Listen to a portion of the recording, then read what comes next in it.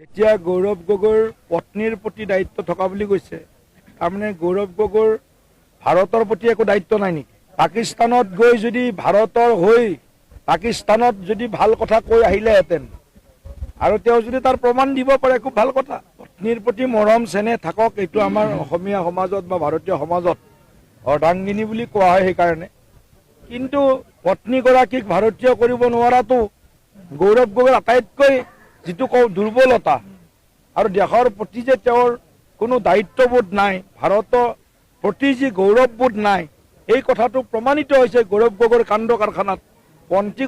পত্নীগৰাকীক ভাৰতীয় কৰিব নোৱাৰিলে, সন্তান দুটিক ভাৰতীয় নকৰিলে, ইয়াতকৈ দুখৰ কথা আৰু কিবা থাকিব পাৰে নেকি? গতিকে গৌৰৱ গগৈ ডাঙৰীয়াই নিশ্চিতভাৱে এটা ডাঙৰ অপৰাধ কৰিছে, ভয়ংকৰ মাৰাত্মক কাণ্ড কৰিছে। সেই কাণ্ডৰ তদন্ত CBI বা নিয়াৰ জৰিয়তে আমি দাবী জনাইছোঁ আৰু অতি শীঘ্ৰে এই তদন্ত প্ৰক্ৰিয়া আৰম্ভ কৰিবৰ কাৰণে আমি আহ্বান জনাইছোঁ।